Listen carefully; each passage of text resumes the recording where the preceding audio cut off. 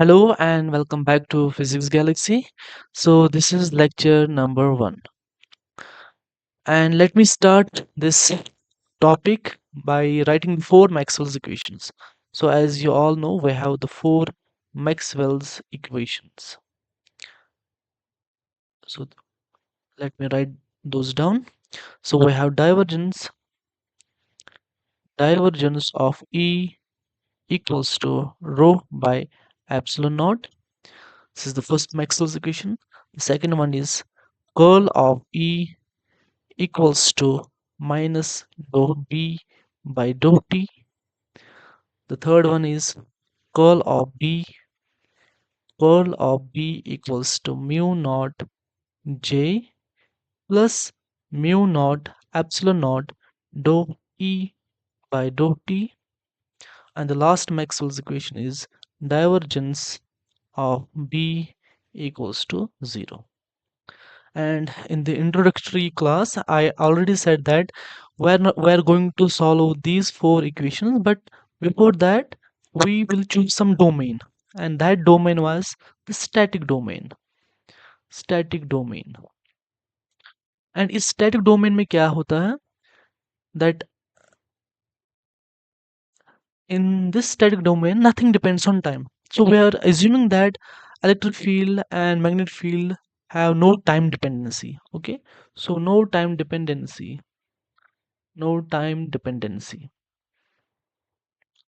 or in simple terms nothing depends on time. So okay, so there are these two equations where we have time dependency. So what we'll do, we'll take both these terms and equate it to 0. So this will turn out to be 0, and this also will cancel out. So what are the remaining equations?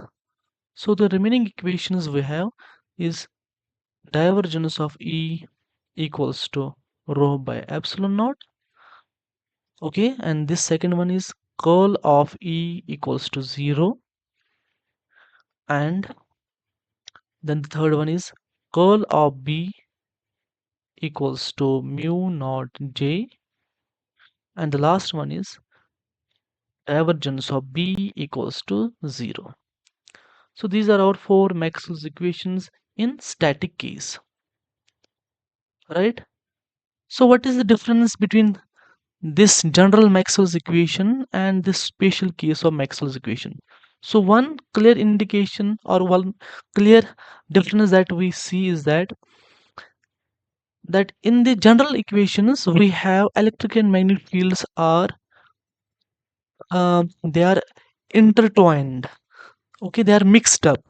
So suppose in this equation curl of E equals to minus d dou B by dou T, and curl of B equals to mu naught J plus mu naught epsilon dou E by dou T. So they are mixed up. Electric field in the same equation where you see electric field, and in the same equation you see the magnetic field. Similarly, in the third Maxwell's equation, you have magnetic field and you have also the electric field. So they are mixed up. But in the static domain case, the electric field and magnetic field are separated out. Okay, so this is the one difference in this static domain, that the electric field and magnetic field gets separated out. Okay, and we can take advantage of it. Okay, so that means in this static domain we can study electric field independently and magnetic field independently. So let's take now first this case. So let's take this case only. Okay, so we have divergence of E equals to rho by epsilon, and the curl of E equals to 0. Let me write down these equations again. So we have divergence of E equals to rho by epsilon naught, and curl of E equals to 0. Okay, now this equation, it's a curl of equals to 0, we can, it's also like in mathematical physics we say that it's a curl free equation. It's a curl free equation. or in other words, which we'll study in the coming lectures, it's also called that this electric field is a conservative field. So conservative field, or it has one more name, that this field is a longitudinal field. Longitudinal field. Okay. And there is an identity in vector calculus that says, so there is an identity, so that we can compare something. So there is an identity which says that curl of gradient of some scalar function is always equal to 0. Okay, so this is an identity. So this is an identity in vector calculus. So by this identity we can compare something. So look at this equation and this equation. So this clearly suggests that electric field can be represented as the gradient of some scalar function.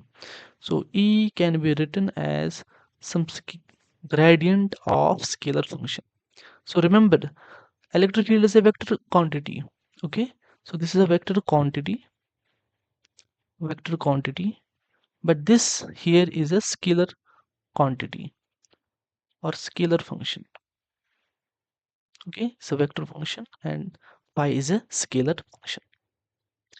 But in electrodynamics, this is not usually written like this. Actually, the same equation, that E equals to, sorry, E equals to gradient of phi, is actually having some different notation. So we actually write E equals to gradient of V, okay, with a minus sign. So we'll see आगे कि why we are putting this minus sign. Okay, so in electrodynamics we write this scalar function as V. So where this V will turn out to be a potential.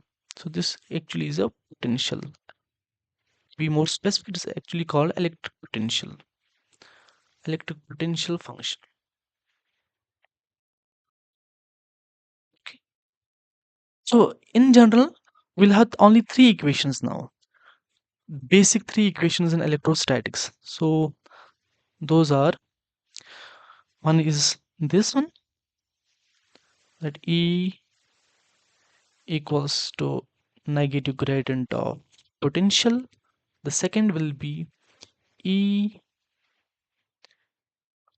sorry, curl of E equals to 0. So which you can get, so this equation actually you can get by taking the curl of this equation. Okay, and the third equation is divergence of electric field equals to rho by epsilon naught. So these are the only three equations that you will see in whole of electrostatics.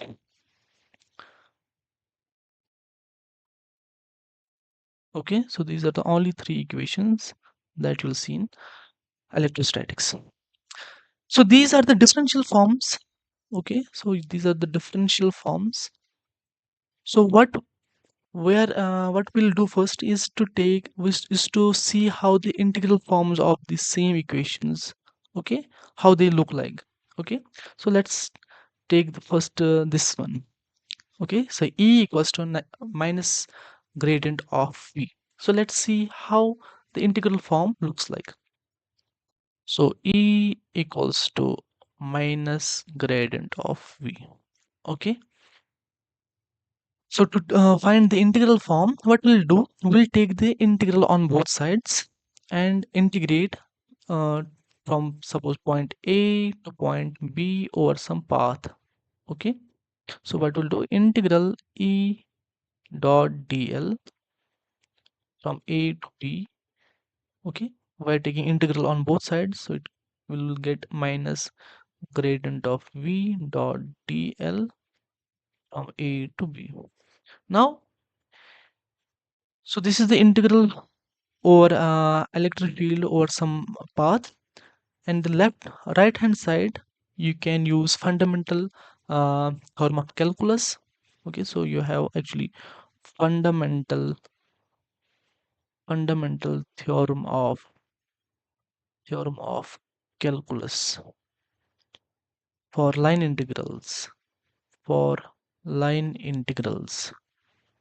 So what it says is that this can be written as minus, you can take out, that it can be written as the potential at B minus potential at A.